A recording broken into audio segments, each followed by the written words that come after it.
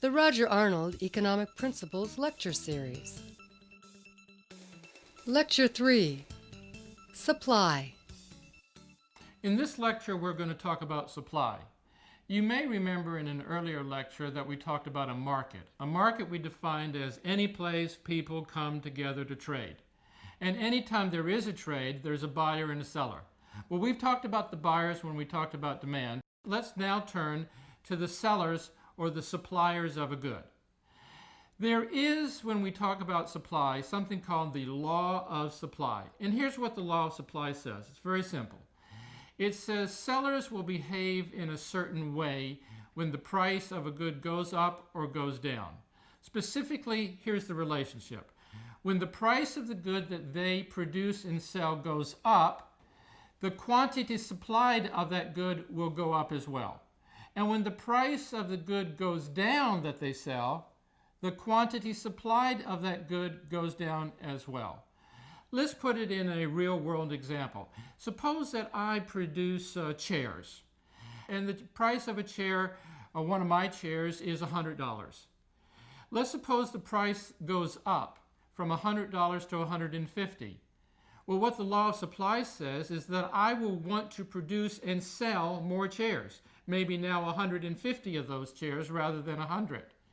If the price goes down, let's say from $100 to $50, it says that I will want to produce and sell fewer of those chairs. If we put this in symbols, it looks the following way. We say that as the price of the good goes up, the quantity supplied by sellers will go up. And as the price of the good moves downward, the quantity supplied of the good by sellers will move down as well. Keep in mind here that we're talking about two variables that move in the same direction. Price goes up, quantity supplied goes up. Price moves down, quantity supplied moves down. So both price and quantity supplied move up together and they move down together. Let's take that same concept, which is the law of supply, and put it in numbers now. So we're going to have two columns now, and one we're going to call price, and the second column we're going to call quantity supplied. And let's just pick a price that we want to start at. Let's say $5. And let's start with a quantity supplied of 100 units of some good, 100 chairs if you like. The price goes up from $5 to $6, and now what will happen to the quantity supplied? That's right, it will move up as well. Let's say from 100 to 150. So here in this numerical tabulation we have here, we have the law of supply expressed in numbers. Sometimes economists call that a supply schedule. A supply schedule is something that expresses the law of supply in numbers. Now, there is something else we can do with respect to the law of supply as well. We've seen that we have expressed it two ways. We've looked at it in symbols. P goes up, QS goes up, P goes down, QS goes down. And we've also seen it in terms of numbers.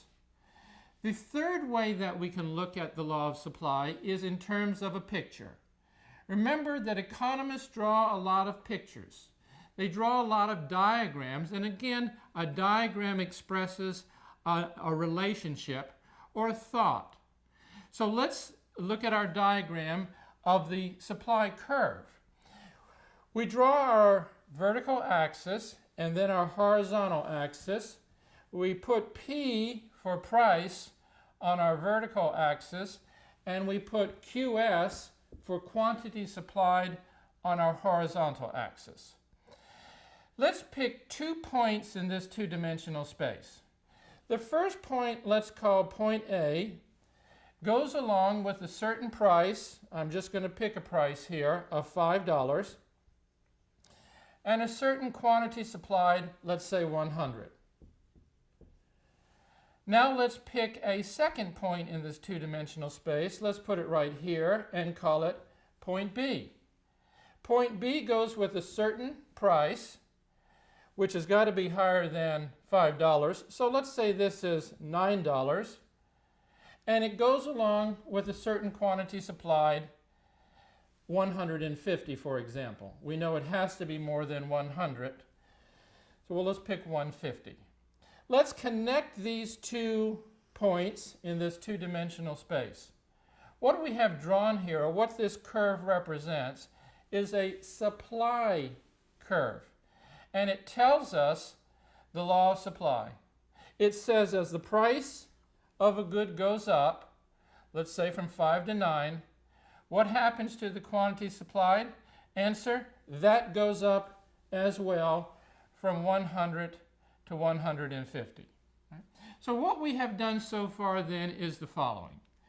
We have expressed the law of supply in 3 different ways. Once again, in symbols, in numbers, and in terms of a curve, a supply curve. Right? And again, the supply curve tells us something. Remember, every curve speaks to us. It tells us something about the behavior, in this particular case, of the supplier or seller of a good. And it says, here's how that seller or supplier is going to react to a higher price. He or she is going to increase the quantity supplied of the good that he or she produces. And as the price moves down, the reverse is going to happen. The quantity supplied is going to go down as well. Now, when it comes to supply, there is an interesting little wrinkle that I should tell you about. And that is that not all supply curves are like the supply curve I just drew. That curve, as you remember, was upward sloping. Some supply curves are vertical. Let's draw a vertical supply curve and then let's explain what it means. So we start again with our vertical axis, and then we have our horizontal axis. We're going to label our vertical axis P and our horizontal axis quantity supplied, or QS. Sometimes you will see a supply curve that is not, as I earlier drew, upward sloping, but is vertical. So let's do that. Let's draw a vertical curve here. Sometimes the supply curve looks just like that. Now, what does this supply curve say? Remember, every curve talks to us, and this curve says the following. It says no matter what the price is, the quantity supplied is the same. How do we know it says that? Well, let's again look at the diagram. Let's pick 2 prices. Let's pick a price of $10, and then let's move up and pick a price of $15. The quantity supplied at $10 is, we just go on over to our supply curve, and our quantity supplied is 100. At the higher price, $15, our quantity supplied is still 100. In other words, no matter what the price is, $10 or $15, the quantity supplied is the same. This type of supply curve does not, I repeat, does not express the law of supply. What that supply curve says is that the quantity supplied of a good is independent of the price. In other words, no matter what the price is, the quantity supplied is the same. Where would you see this? Let me give you an example. Suppose one day you want to go to a rock concert, right? And the rock concert is going to be held at a convention center in town. And let's suppose in that convention center in town, there is a huge auditorium, and in that auditorium there are 15,000 seats. Not 14,000, not 14,999, and not 15,001, but exactly 15,000 seats. And you can't put any more seats in that auditorium. I would say in that particular case, the quantity supplied of seats is constant. It is 15,000 seats no matter what the price is for a seat or what the price is for a ticket. So whether the price of a ticket is $100 or whether the price of a ticket is $200, the quantity supplied of seats is going to be the same. It's going to be 15,000 no matter what. Right? So here then we've talked about two different types of supply curves. You may remember on our talk about demand that we only talked about one type of demand curve, and that was a downward sloping demand curve. But there are two supply curves, an upward sloping one and a vertical one. The vertical one holds when you cannot change the quantity supplied of the good. The upward sloping one occurs and happens when you can change the quantity supplied of the good. All right, so one demand curve, downward sloping, two supply curves, one upward sloping and one vertical. Now, let's ask ourselves what can shift a supply curve, or what does it mean if supply increases or decreases? So someone comes up to you and says the following: the supply of Ford Mustangs has increased. What does that mean? What it means is that there are more Ford Mustangs for sale at each and every price. Let's look at this in terms of a graph.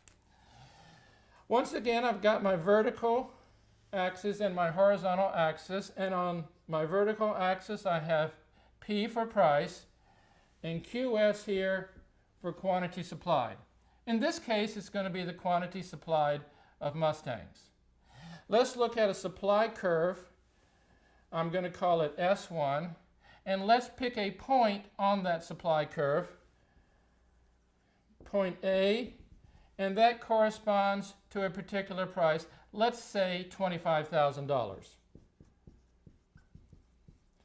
And reading this diagram, we know that at the price of $25,000, the quantity supplied of Mustangs, I'm just going to pick a number, is going to be, let's say, 100,000. So I'm just going to put 100,000 here. Now, suppose that Ford decides to increase that number of quantity supplied from 100,000 to 120,000 at a price of 25,000. So now we don't have this point, point A, but instead we have, let's say, this point, point B, where B corresponds to a price of 25,000, but on the horizontal axis, not 100,000, but 150,000. This new point B then is a point on a new supply curve. Here's our new supply curve. Let's call it S2. We have graphically shown then an increase in supply. What does an increase in supply mean? Well, graphically it means that the supply curve has shifted to the right. But in everyday language, in English, what it means is that at a given price, 25,000, the quantity supplied of this good has increased for that price and all other prices. This visually shows an increase in supply. So a shift rightward in the supply curve represents an increase in supply. A shift leftward, suppose we went from S1 now to S3, represents a decrease in supply. You know, sometimes it's important to break away from the vernacular of economics and explain things to ourselves. We've talked about in this lecture and in previous lectures some technical terms. You know, if you're not accustomed to economics and this is your first economics course, things can be kind of difficult because in some sense you're learning a new language. It's almost as if for example, your native language is English, or if your native language is Spanish, and you're going to learn the Russian language or the Chinese language. You're going to have to learn how to translate from your native tongue into a different language and then back again. It's similar when you're studying economics. Sometimes you don't get all the concepts right away. Sometimes you forget what some of the terms mean, the difference between quantity supplied and supply, or quantity demanded and demand. So it's always good to sort of take the concepts and word them the way you need to word them in order to understand the concept. So let's do that for a second here. The economist says there's an increase in supply. What does that mean in everyday language? That means that, again, at every given price, the quantity supplied of the good is greater. What does it mean if the supply decreases or declines? It means, again, at every given price, the quantity supplied is less. So you always want to sort of take the concept, take the economic language, and put it in your own words. Now, important point. I have used two words in this lecture that sound very much alike: supply and quantity supplied. And you may think that they are the same thing. Let's make sure that we understand that they are two different things. When you use the word supply in economics, you are talking about the supply curve. So let's look at this graphically to see what we mean here. Again, our diagram, price and quantity supplied, and let's look at an upward sloping supply curve. Here's our upward sloping supply curve, S1. So if I say supply, I'm referring to this picture, this supply curve. And if we're talking about a change in supply, we're talking about this picture, this diagram, getting up and moving to a different space within this two-dimensional space. So this would be a change in supply, or specifically, since the diagram, the graphic is moving to the right, we're talking about an increase in supply. Now, how is that different from quantity supplied? Quantity supplied is a specific number. Just like quantity demanded was a specific number, quantity supplied is a specific number. So let me use this in the context. So at the given price of, let's say, $1, what is the quantity supplied of oranges? Well, I'm asking for a specific number, and that number might be 100, it might be 150. At the given price of $2, what is the quantity supplied? Again, I'm asking for a specific number. Let's look at it graphically, because sometimes when we look at the picture, things sort of conceptualize a lot better. Let's look at a given supply curve that is upward sloping. And let's identify 2 points on that curve, point A and point B. Point A goes with a certain price, let's say $1, and point B goes with a certain price, let's say $2. Point A goes with a certain quantity supplied, let's say 10, and point B goes with a certain quantity supplied, let's say 20. Quantity supplied is visually seen as a movement from one point to another point on a given supply curve. So it's a movement from this point, point A, where the price is $1, to this point, point B, where the price is $2. So as we move from A to B, that is up this supply curve, the quantity supplied is changing from 10 to 20. Or to say it another way, a change in the quantity supplied of a good is the result of a change in the price of that good. For example, as the price of a good goes up, the quantity supplied of that good goes up too. We've come to the end of our discussion of supply, and earlier we talked about demand. In our next lecture, we're going to put supply and demand together. That is, we are going to bring the sellers together with the buyers in a market setting and see how equilibrium price is established. I hope to see you for that next lecture.